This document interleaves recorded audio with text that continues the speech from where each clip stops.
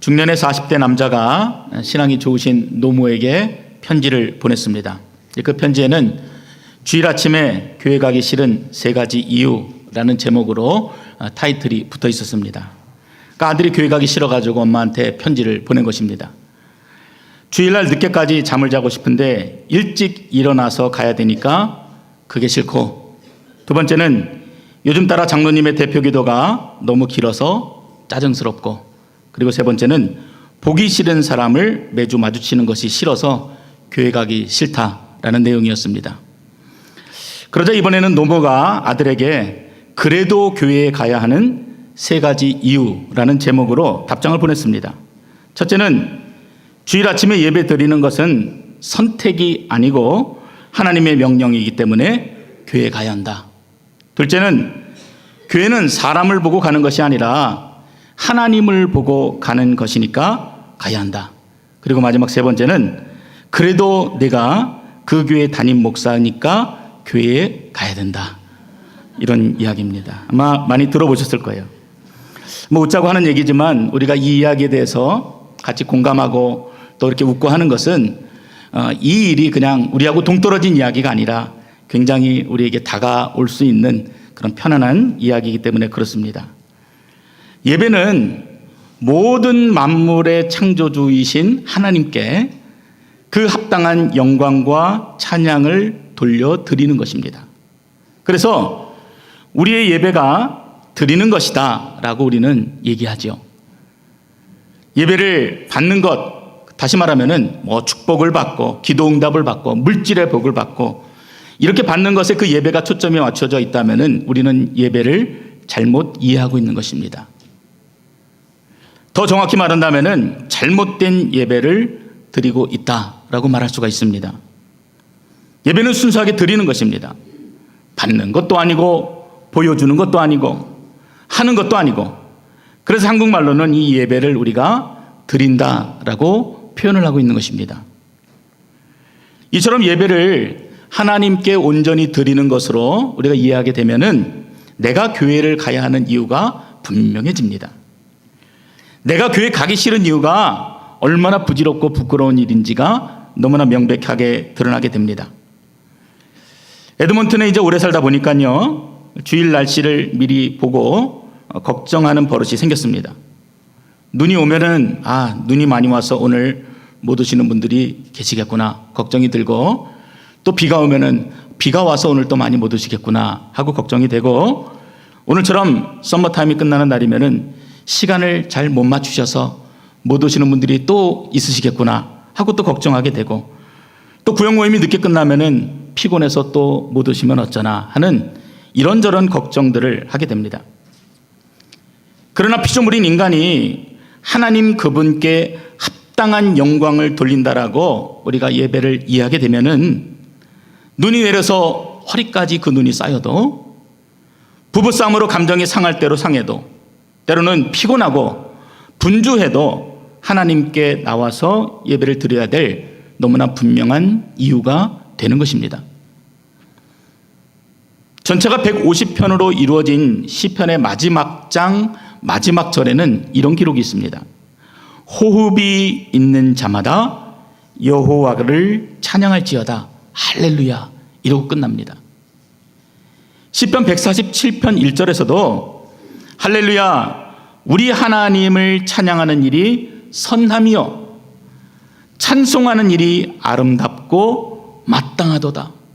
뭔지는 모르겠는데 이 시편을 적은 시편 기자는 그 마음이 벅찬 감격을 가지고 하나님을 온전히 높이고 있는 모습이 나타납니다. 부모가 억지로 등을 떠밀어서 마지못해 교회에 나와서 드리는 게 예배가 아니라, 목회자가 얼르고 달래서 하는 것이 예배가 아니라, 내가 시간이 있을 때 감정이 동할 때 하는 것이 예배가 아니라, 내가 어떠한 상황과 처지에 있다 할지라도 호흡이 있는 저와 여러분이 마땅히 그리고 당연히 해야 할 일이 바로 예배라는 것입니다. 그것이 찬양이라는 것입니다. 오늘 우리가 읽은 시편 145편은 다윗의 찬송시라는 표제가 붙어 있습니다. 일평생 찬송하면서 살았던 다윗의 삶과 또 그의 신앙이 잘 나타나고 드러나는 시편 중에 하나다라고 얘기할 수가 있습니다. 특히 이 시편이 우리에게 친숙한 것은 1절에 나와 있는 것처럼 왕이신 나의 하나님 내가 주를 높이고 영원히 주의 이름을 송축하리이다. 왕이신 나의 하나님이라는 찬양으로 너무나 익숙하게 우리가 불렀던 내용이기 때문에 그렇습니다. 이 다윗이 누굽니까? 이스라엘의 모든 왕들 중에 왕이라고 할 수 있는 뛰어난 사람입니다. 그런데 이 다윗이 지금 하나님을 뭐라고 부르냐면은 그 왕인 다윗이 My King, My God 이렇게 부르는 거예요. 그리고 나서 철저하게 자신을 낮추고 내가 하나님, 당신 왕이신 그분을 내가 높여 부르고 그분 앞에 경배합니다 라고 고백하는 너무나 감격적인 찬양입니다. 근데 제가 이 말씀을 지난 주간에 묵상하는데 이 다윗의 벅찬 감격이 감동이 되지요. 그런데 마음 한편으로는 굉장히 부끄럽고 답답한 느낌이 들었습니다. 1절에서 5절을 보면은 다윗은 자신이 지금 하나님께 무엇을 드릴지를 끊임없이 찾아서 그 하나님 앞에 온전하게 자신의 모든 것들을 내려놓는 고백이 담겨져 있습니다. 그런데 나는 과연 하나님께 무엇을 드리고 있는가? 영혼을 향해 나아가는 그 시간의 흐름 속에서 내가 하나님께 드린 것이 무엇이 있는가? 생각해 보니까 너무나 부끄러운 것입니다. 아무리 생각해 보아도 또 찾아보아도 제가 하나님 앞에 드린 것이 별로 없었어요. 이제까지 목사로 부름받아서 하나님께 제 인생을 드렸다라고 그렇게 생각하며 살아왔는데 여전히 제가 하나님 앞에 드린 것이 별로 없는 것입니다. 그저 영원으로 가는 시간 속에서 지극히 작은 시간의 한쪽을 드렸을 뿐이고 지극히 적은 물질의 한쪽을 드렸을 뿐이고 하루에도 수십 번씩 바뀌는 그 마음도 온전히 드리지 못해서 그냥 조금만 하나님 앞에 드렸다고 생각하니까 너무나 부끄럽고 답답한 마음이 들었던 것입니다. 여러분도 그렇지 않으십니까? 우리는 주일날 교회 얼마나 당당하게 나옵니까? 하나님, 오늘 제가 성수주일했습니다. 11조도 들고 나왔습니다. 남들은 골프 치러 갈 때 저는 예배당에 나왔습니다. 그런데 막상 신령과 진리로 예배를 드렸느냐? 쉽게 말해보면은 내 마음이 온전히 이곳에 있느냐? 하나님 물어보신다면은 여러분 자신 있게 아멘 하실 수 있으세요? 너가 지금 합당한 예배를 드리고 있느냐? 베들교에 모인 모든 성도들이 정말 같은 마음으로 하나님을 경배하고 그분을 온전히 높이고 있느냐? 라고 물어본다면은 여러분 뭐라고 대답하시겠습니까? 너 자신이 온전한 제물이 되어서 온전한 예배를 드리고 있느냐? 너의 그 마음이 나뉘어진 마음이 아니라 합한 마음으로 온전한 것으로 하나님 앞에 전심으로 예배를 드리고 있느냐? 이렇게 물어본다면은 여러분 어떻게 대답하시겠습니까? 스티븐 차르녹이라는 분이 하나님의 존재와 속성이라는 책을 썼습니다. 그 책에 보면은 이런 글이 있어요. 하나님께 충성을 다하는 척하면서 내 자신의 유익만을 꾀하는 것은 그분을 예배하는 것이라기보다는 그분을 조롱하는 것이다.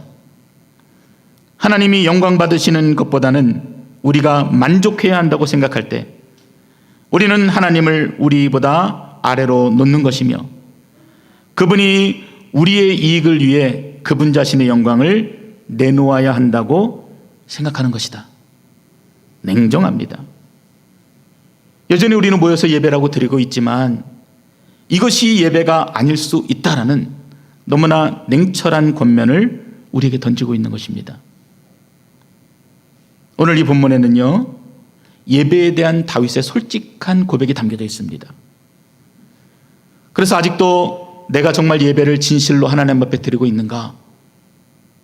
매주일마다 예배는 나오는데 내 마음이 어떻게 하나님 앞에 나아가야 되는가, 우리 베들교회 예배가 어떠한 목적과 방향을 가지고 하나님 앞에 경배하고 예배해야 되는가, 이런 부분들을 하나님께 묻고 소망하는 분들은 오늘 하나님께서 주시는 그 성령의 은혜로 충만케 되어지기를 주의 이름으로 축원드립니다.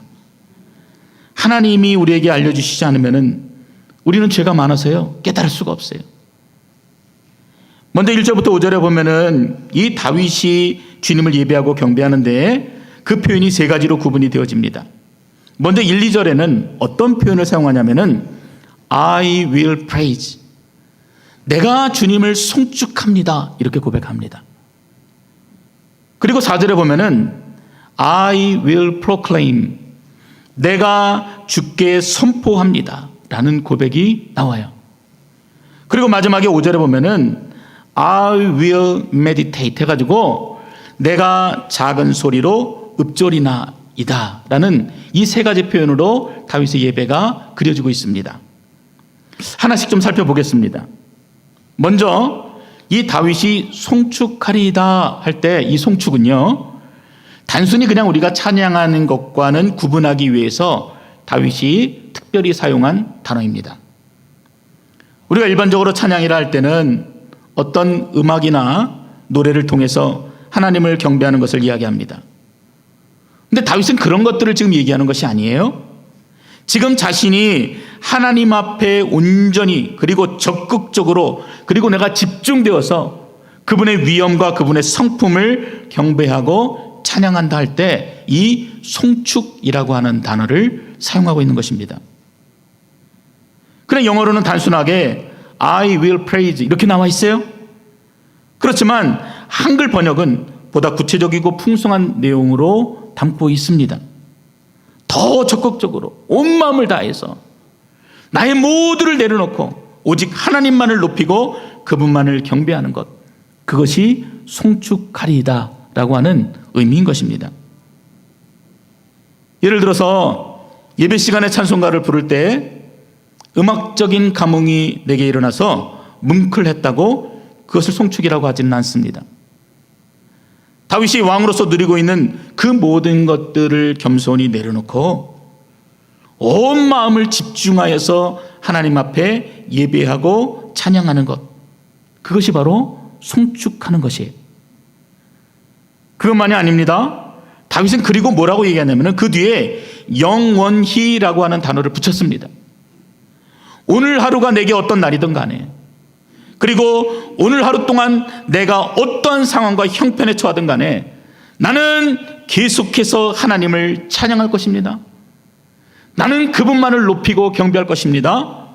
나는 그분만을 바라보며 내 손을 들어 주를 고백할 것입니다 라는 그 진솔한 찬양의 고백이 1절과 2절에 담겨져 있습니다.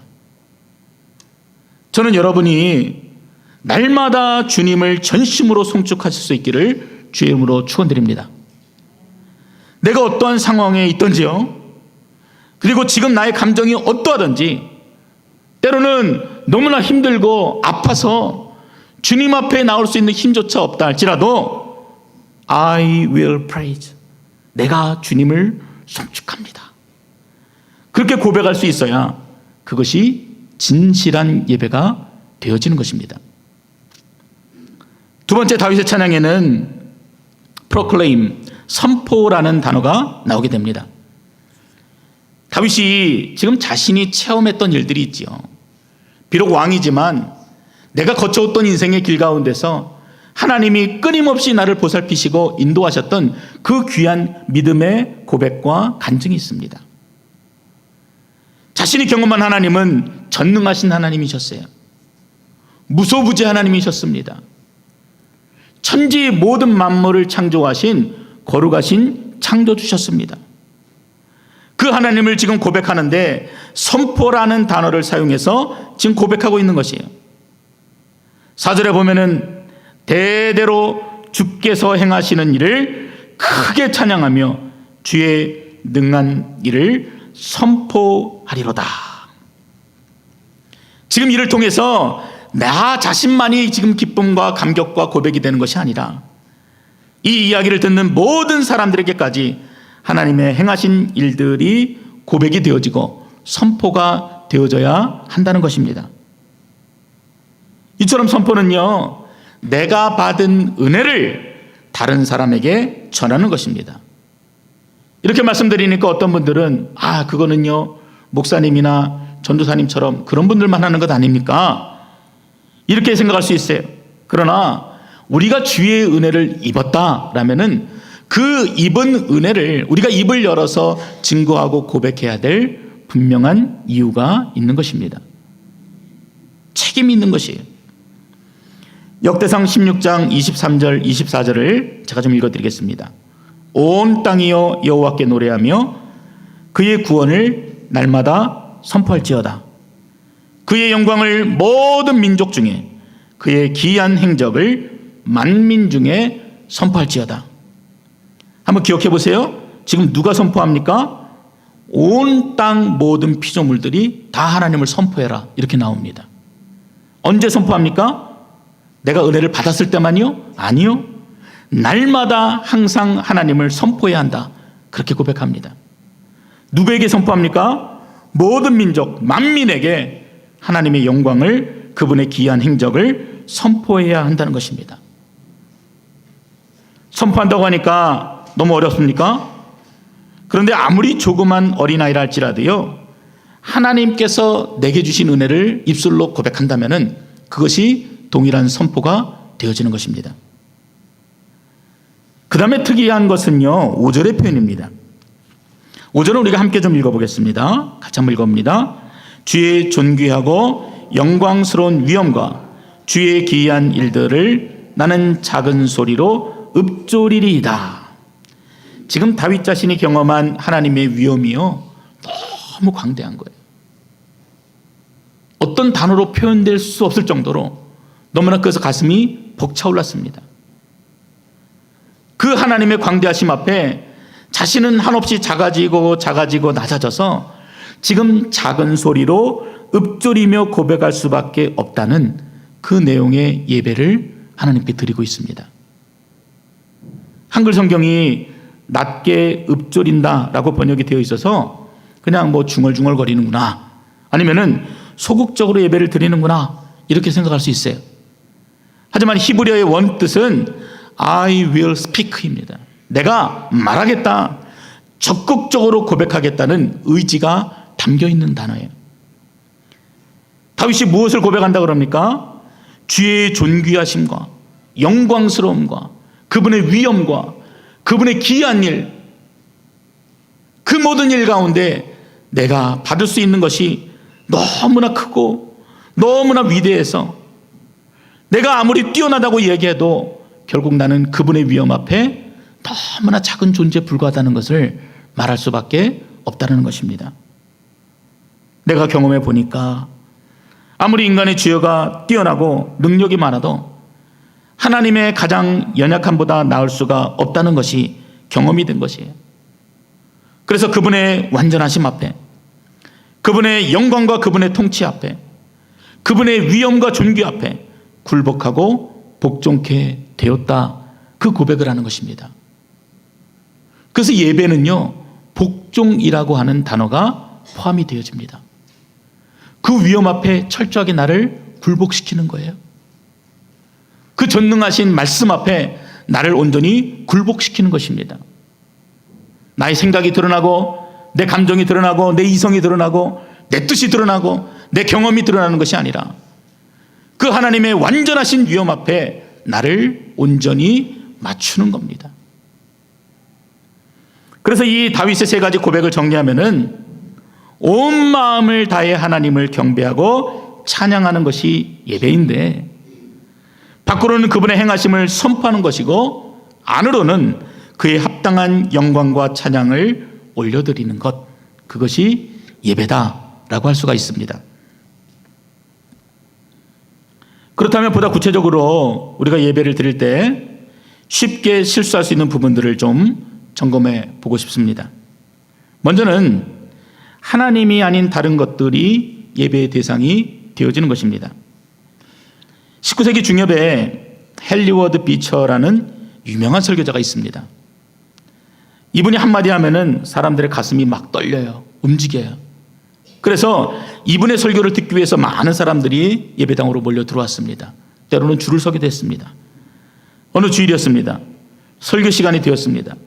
그런데 기다리던 헨리 비치가 강단에 서는 것이 아니라 지금 예상하지 못했던 어떤 강사 목사님께서 강단에 올라서시는 것이었습니다. 여기저기서 웅성거리기도 하고 심지어는 자리에서 일어나서 나가는 사람도 있었습니다. 그러자 강단에 계신 강사 목사님께서 이런 말씀을 하셨습니다. 여러분 가운데서 헨리 비처 목사를 예배하기 위하여 오신 분들은 지금 다 나가십시오. 그러나 하나님 아버지께 예배 드리기 위해서 오신 분들은 그 자리에 앉으시기 바랍니다. 170여 년 전의 일이지만 지금도 이 이야기가요, 우리에게 생소하지 않습니다. 어떤 분들은 예배 찬양이 다 끝난 다음에 부랴부랴 예배당에 도착해서 안도의 한숨을 내쉽니다. 아마 그 마음에는 그래도 설교 전에 내가 도착했다, 이런 마음의 위안이 있을 것입니다. 그분에게는 설교가 예배의 대상이고 목적이 되어버린 것입니다. 그러나 설교를 듣는 것만이 예배가 아니라 우리가 찬양을 하고 우리가 함께 기도하고 예배 순서에 있는 모든 하나하나의 그런 순서들을 통해서 우리가 하나님을 기억하고 그분 앞에 온전한 경배를 드리는 것, 그것이 바로 예배인 것입니다. 또 어떤 분들은 누구의 설교는 하나도 은혜가 되지 못한다, 이렇게 얘기하면서 특정 설교자의 설교만을 고집하기도 하십니다. 교회 처음 나오신 분이라면은 몰라서 그런다 할 수 있습니다.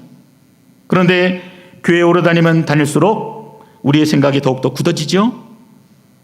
그래서 예배를 온전히 드리지 못하는 방해가 얼마나 많은지 모릅니다.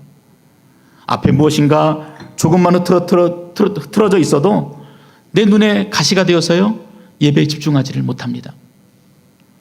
말씀을 전하는 목사님이 실수하면은요, 그 실수한 한 단어가 계속 머리에 돌면서요, 나의 예배를 집중하지 못하게 합니다. 내가 원하는 메시지가 안 나오면은 그 메시지를 그냥 잊어버리고 드리려고 하지도 않습니다. 이런저런 그냥 익숙한 습관처럼 자신의 입맛대로 예배를 드리고 있는 것입니다. 이런 예배를 하나님이 받으시겠습니까? 너무나 무서운 얘기예요. 우리는 예배를 드린다고 이 자리에 앉아있고 내가 예배를 드렸다라고 무엇인가 마음의 위로를 가지고 집으로 가는데 과연 그 예배를 내가 온전히 하나님 앞에 드렸냐, 하나님이 그 예배를 받으셨는가, 우리가 진지하게 물어본다면 그것처럼 두렵고 떨리는 말이 없는 것입니다. 요즘에는요, 설교자가 하나님의 자리를 차지하는 경우도 많습니다. 설교자의 위치는 철저하게 광야의 소리가 되어야 합니다. 어디서 많이 들어보셨죠? 주의 길을 예배하기 위해서 소명을 받았던 침례 요한처럼 그저 설교자는 소리로 만족해야 합니다. 자신이 메시아가 되려고 하면 안 돼요. 그런데 교회가 커지고 또 자신의 설교에 많은 사람들이 박수를 보내면서 그것이 마치 자신의 능력처럼 여기고 어깨에 힘을 주게 되고 또 그 칭찬에 설교자가 무너져 내리는 것들을 우리가 너무나 쉽게 보고 있는 것입니다. 젊은이들의 예배는 어떻습니까? 겉으로 보기에는 은혜 충만합니다. 1시간이 넘도록 찬양을 해도 지치지 않습니다. 참 뜨겁게, 그리고 중심을 다해서 하나님을 경배합니다. 그런데 말씀이 시작되면 졸기 시작합니다. 그리고 다시 찬양이 시작되면 언제 그랬냐는 듯 손을 들고 눈물을 흘리면서 찬양을 합니다. 제가 청년들하고 오랫동안 함께 사역을 했기 때문에 이런 청년들의 감성을 충분히 이해합니다. 그래서 더 안타까움을 느끼게 됩니다. 우리 예배는 악기가 없어도 조명이 다 밝게 켜져도 내가 어떤 바랬던 것들이 눈에 보이지 않아도 나 홀로 하나님 앞에 진솔되이 나가서 그분의 음성을 들을 수가 있어야 하는 것입니다. 찬양보다는 오히려 말씀이 선포될 때 내 가슴이 더 뜨거워지고, 그리고 살아계신 하나님을 입술로 고백하는 귀한 고백이 예배 가운데 있어야 하는 것입니다. 사랑하는 성도 여러분, 우리에게 있어서 예배의 대상은 오직 하나님 한 분이십니다. 눈에 보이는 그 어떤 것도 아니고, 귀에 들리는 그 어떤 것도 아니고, 내가 좋다고 여기는 그 어떤 것이 아니라 하나님 한 분만이 예배를 받으셔야 하는 것입니다. 다윗의 고백처럼 오직 그분만을 진심으로 송축하시는 여러분 되시기를 주의 이름으로 축원드립니다. 두 번째는 예배의 장소에 대해서 우리가 오해하고 있습니다. 요한복음 4장에 보면은 수가성 여인이 등장하게 됩니다. 이 수가성 여인, 우물에 물을 기르러 왔던 여인, 우리가 이 여인의 그 이야기만 관심을 많이 가지고 있는데, 이 여인이 예수님을 나중에 만나고 나서 예수님께 이러한 질문을 하게 됩니다.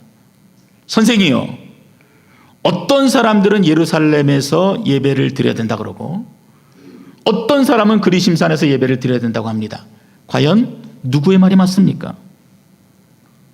종교적인 관습을 따라서 예배를 드리는 것이 맞습니까? 아니면은 새로운 지도자들이 가르쳐주는 대로 그들의 지시를 따라서 예배를 드리는 것이 맞습니까? 성도 입장에서는 충분히 헷갈릴 수가 있죠. 근데 예수님께서 뭐라고 말씀하시냐면은 이 산이든 저 산이든 장소가 문제가 아니야. 너희가 알지 못하고 예배를 드리는 것이 문제 아니겠니? 그러나 너희가 알고 예배를 드리는 때가 오게 될 것이다. 너희가 신령과 진리로 예배를 드리는 때가 오게 되는데 바로 그때가 지금이다 라고 말씀해 주시는 것입니다. 예배가 장소에 의해서 제한될 수 없다는 것을 말씀해 주시는 것이, 눈에 보이는 하나님을, 진리요 길이요 생명이 되시는 예수님을 진실로 경배하는 바로 그것이 예배의 처소가 된다는 것입니다. 여러분이 계시는 삶의 자리에서도 예배를 드릴 수가 있어요. 학생들은 공부하면서 예배를 충분히 드릴 수 있습니다. 자기가 하는 그 일을 통해서 하나님 앞에 경배를 드릴 수가 있어요. 주방에서 음식을 만들 때도, 운전을 하거나 일을 할 때에도, 누가 보던 보지 않던 간에 내가 그 자리에서 하나님을 구하고 최고의 경배를 드리게 될 때 그것이 여러분에게 예배가 되어지는 것입니다. 제가 이렇게 말씀을 드리면은 꼭 안 좋은 쪽으로 적용하시는 분들이 계십니다. 어디든지 예배를 드릴 수 있다면 그러면 주일날 교회 가지 않고 집에서 인터넷 켜놓고 혼자 예배를 드려도 되는 것 아닌가, 이렇게 생각하시는 겁니다. 그러나 예배는요, 원래 공동체가 함께 모여서 하나님을 경배하는 것이라는 의미가 포함되어진 단어입니다. 하나님의 자녀들이 교회를 통해서 한 무리가 되어서 하나님을 경배하는 것입니다. 테오도르 루즈벨트 대통령이 이런 말씀을 하셨습니다. 여러분, 하나님은 영이시기 때문에 어느 장소에서나 하나님을 예배할 수 있고 어떤 시간에도 하나님을 예배할 수 있습니다. 그러나 그것은 한 가지 조건이 충족되어야 합니다. 당신이 어느 장소에서나 하나님을 예배하는 자가 되려거든 특정한 시간인 주일날, 특정한 장소인 교회에서 먼저 예배 드리는 사람이 될 때에만 그것이 가능합니다. 정말 다양한 하나님의 피조물들이 저마다의 악기를 가지고 조화롭게 하나님을 경배하는 예배를 여러분 상상해 보시기 바랍니다. 그것이 예배인 것입니다.